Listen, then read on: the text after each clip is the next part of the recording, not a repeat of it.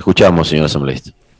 Gracias, presidente. Muy buenas tardes. Saludar a los compañeros legisladores, al pueblo ecuatoriano, al magisterio de la provincia del Carchi, a la cual represento, que hoy en la tarde están ansiosos de ver que esta ley, que desde el 2019 se aprobó el primer debate, hoy sea ya definitivamente aprobada. Causa mucha sorpresa escuchar las intervenciones de algunos legisladores. En algún momento me decían de que para estar en la asamblea hay que tener la gastritis intacta y la úlcera que no se le reviente, porque muchas veces cuando se escuchan discursos antojadizos o retrógradas o de cosas que no se deben de hacer cuando fueron los primeros que hicieron eso, como por ejemplo la reducción del presupuesto a la educación. Y lo digo esto, señor presidente, bajo documentación. La Ley de Educación Intercultural, aprobada en el 31 de marzo del 2011 en el registro oficial, en la disposición 15ª dice, en el plazo de 3 años a partir de la promulgación de esta ley, los ministerios de Educación, Telecomunicaciones y de Ciencia y Tecnología garantizarán la cobertura de conectividad a todos los establecimientos de educación pública en el país. En 3 años, 2011-2014. Estamos en el 2021. Y yo me pregunto, ¿tenemos la conexión de Internet en los establecimientos educativos del país? La respuesta es no. Por lo menos, o a lo mejor en la provincia del Carchi, a la que represento, no hay. Y de esa novelería nos llaman a hoy la atención y nos dicen de que vamos a retroceder. Yo no defiendo aquí la politización de la educación. No vengo a defender a lo mejor al MPD o a la Unión Popular, nada. Yo soy conservador, soy del movimiento social conservador, pero sí he visto que han lapidado los recursos públicos en el país y especialmente en el tema de educación. Cuando se habla en la disposición 8ª de la Constitución que debe de crecer en el 0.5% para llegar a un 6% del presupuesto general del Estado. De acuerdo, para que nuestros maestros, nuestros niños, nuestros jóvenes tengan la educación que les permita no ser presa fácil de la demagogia, de la ignorancia que hoy por hoy sucumbe al pueblo ecuatoriano. Incluso que algunos políticos de esta asamblea están muy interesados para tener todavía vendados los ojos a muchas personas para que no develen qué son lo que verdaderamente representan. Lo digo esto, señor presidente y estimados legisladores. ¿Acaso es desconocido para todos las personas que vivimos en el común denominador y que estamos en nuestras provincias y en nuestras comunidades? Claro que cerraron las escuelas unidocentes para abrir las escuelas del milenio. ¿Cuándo dieron transporte a los niños que tienen que caminar horas y horas para trasladarse a estas escuelas? ¿Por qué no se habla de las cifras de deserción estudiantil, que son más de 300,000 jóvenes que hoy no pueden ir a la escuela y que no han podido? Y que se agrava por lo de la pandemia, porque no han tenido los equipos tecnológicos, que no ha habido la capacitación a los maestros y más bien ha habido la persecución a los dirigentes, incluso de la UNE, que la cerraron esta institución porque no se alineaban al pensamiento ideológico del gobernante de turno. ¿Acaso de eso no nos acordamos? Y lo digo esto, señor presidente, aquí está el organigrama del Ministerio de Educación. Coordinadores generales, 4. Direcciones nacionales, 14. Directores distritales, 140. Y un montón de piponazgo de funcionarios en el Ministerio de Educación. Cuando antes había 24 directores de educación en todo el país, hoy hay 140 directores distritales, más las zonales. Y me pregunto, ¿son más ágiles?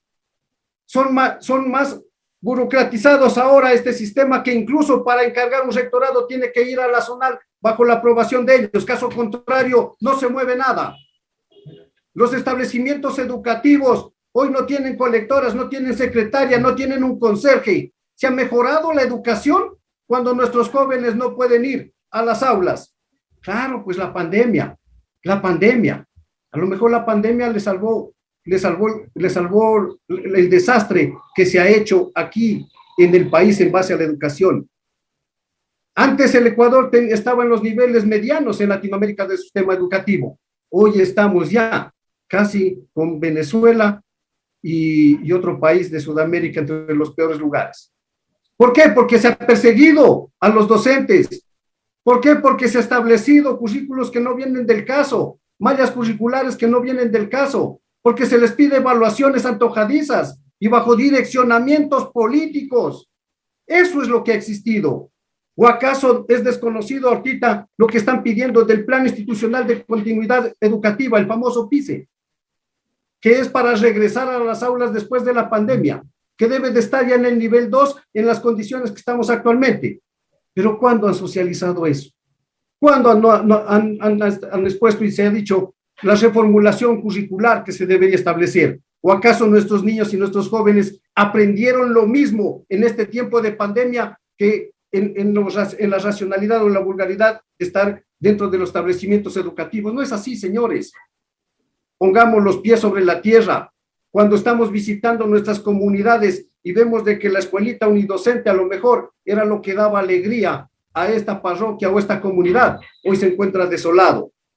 Cuando vemos de que en nuestros cantones aclaman de que se abran esas unidades educativas y aspirábamos de que no sean unidocentes, que vengan a ser pluridocentes más bien y la educación, pero dentro del territorio. De eso es lo que aspiraba el pueblo ecuatoriano y de eso es lo que aspirábamos todos nuestros conciudadanos.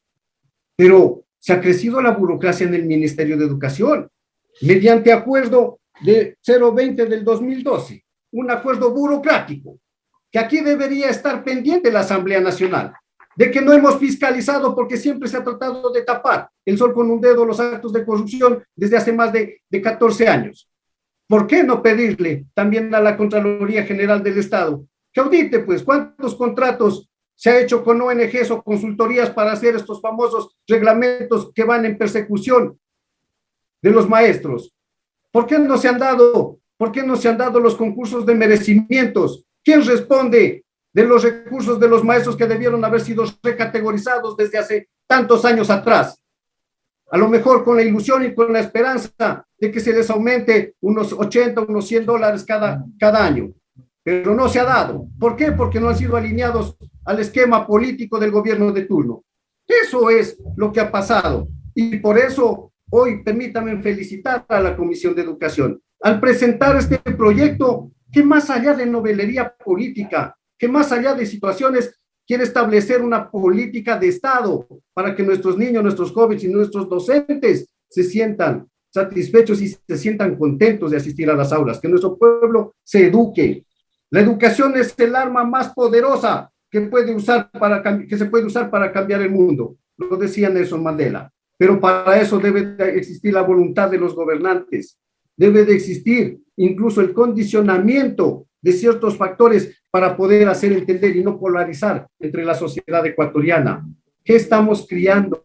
¿Qué estamos formando, señores? Estamos formando un Estado burocratizado en donde lo único que sirve esto es para salir a defender al gobernante de turno o hacer una plataforma política de quien está amamantando eso en desmedro de los recursos económicos y en desmedro de nuestros niños y de nuestros jóvenes.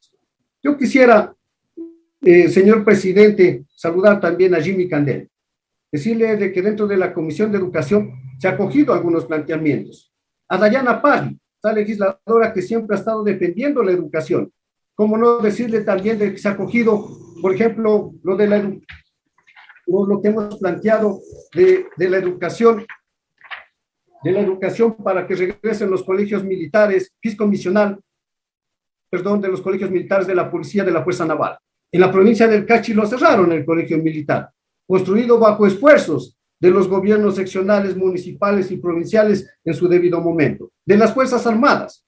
Hoy, qué bueno que esta ley permita de que se haga la apertura de estos centros educativos, que necesitamos formar a nuestros niños, a nuestros jóvenes bajo disciplinas y bajo derechos, que necesitamos de que aprendan la diversidad ideológica, que aprendan a discernir, que aprendan a pensar, no a darles pensando ni decirles cómo deben de pensar. Por eso es de que también nos llama la atención y debe de existir un pronunciamiento, por ejemplo, que es la fiscalización que se debe de hacer a los DECE, La evaluación de los docentes, el Instituto Nacional de Educación, el INEVAL, perfecto, que haga las evaluaciones, pero no las persecuciones como lo están haciendo permanentemente. Más de 6 años, una junta de resoluciones de conflictos suspendida.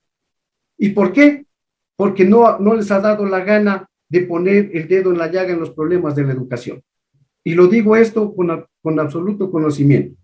Miren, estimados legisladores, hoy se quiere reformular 138 artículos, 18 disposiciones generales, 4 disposiciones reformatorias, 42 disposiciones transitorias. Pero sí es importante, señor presidente de la comisión, que se tome en cuenta, por ejemplo, en el artículo 50.9, incorporar también a los trabajadores sociales y afines dentro del marco del esquema de la educación en los DESE. ¿Cómo no, por ejemplo, proponer en la reforma al artículo 66 de las juntas distritales de resolución de conflictos, en donde habla de la contratación de 3 abogados, donde habla solo la participación del ministerio? Van a ser juez y parte los señores en ese sentido. Creo que debe de haber un representante del magisterio, un representante de los profesores, para que incluso pueda hacer la defensa correspondiente. La Constitución garantiza el debido proceso. La Constitución garantiza de que todo el mundo tiene derecho a la defensa, y por eso creo de que en el artículo 66 se debe de involucrar un representante de los docentes ante esta Junta Distrital de Resoluciones. ¿Cómo no establecer una reforma también, señor presidente de la comisión, en el artículo 108, en los cargos directivos? Debe de ser sin carga horaria, un rector, un vicerrector, un inspector general. No tienen tiempo ahora para ser sometidos a las evaluaciones, los dirigentes mismos, y por eso no podemos hacer las evaluaciones correspondientes. Por favor, si queremos hacer una reforma global que tenga una visión de Estado ecuatoriano y no de direccionamiento de política de ninguna clase. Recordemos de que no hay bien ni mal que dure 100 años, ni cuerpo que lo resista. Por ahí hay algunos que ya se consideran ganadores de las elecciones y que van a gobernar tantos años. No, señores, no, señores. Aquí debemos de implementar un sistema educativo, un sistema de salud, un sistema de respeto, recuperar los valores morales de la sociedad, despojar la corrupción que existe en el sector público, pero para eso debemos empezar despojándonos de esos criterios antojadizos políticos y burocráticos que tienen ciertos legisladores. Aspiro de que se acoja estas observaciones que se ha hecho de mi parte. Felicitar una vez más a la comisión, a la comisión de educación. E insisto nuevamente, muchas veces hemos aprobado nosotros como asamblea una ley, pero viene el reglamento o hay ciertos ministerios que a través de acuerdos ministeriales trastocan o distorsionan totalmente la voluntad o la orientación que se debe de hacer en base a la ley aprobada. Por eso se debe de derogar ese acuerdo ministerial 020 de 2012, en donde burocratizó la educación ecuatoriana, en donde empieza a hacer la persecución del magisterio. Y ojo, señores, y al señor Contralor General del Estado, que observen quién ha hecho esas consultorías, qué ha hecho en las ONGs contratadas y cuántos miles y miles de millones de dólares se ha gastado el Ministerio de Educación, cuáles han sido los representantes de esas organizaciones para establecer los famosos reglamentos y acuerdos ministeriales que no dan pie con bola y que no han tenido ni siquiera la nobleza de decir al maestro de campo en territorio, esto es lo que vamos a plantear, y trastocan todas las situaciones. Aspiro de que la Asamblea Nacional el día de hoy apruebe esta reforma a la ley que va en beneficio de nuestros niños, nuestros jóvenes, de los maestros y respetando los derechos que todos los ecuatorianos tenemos para tener la educación. Que sea el nexo la ley de educación intercultural con la ley de educación superior, porque hoy por hoy también los más de 1 millón de jóvenes que no pueden ingresar a la educación superior es precisamente por esas falencias que ha dado el sistema desde hace muchos años. No saben nuestros jóvenes ahora qué es lo que pueden seguir. No saben, se les toma las pruebas del INEVAL o la prueba ser bachiller, de todas las cosas, menos de lo que le han enseñado dentro de la educación intercultural. ¿Dónde quedaron los institutos superiores, los institutos tecnológicos, que era una herramienta indispensable para que muchos jóvenes que no podían acceder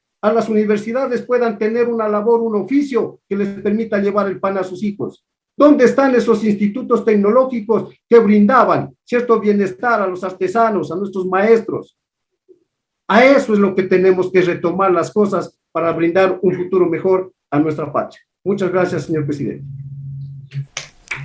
Intervención del asambleísta por Carchi, Javier Cadena. Tiene la palabra el asambleísta Elio Peña. Vamos con una nueva participación. Se trata del asambleísta Elio Peña. Sería la intervención número 28 en lo que va en total de este segundo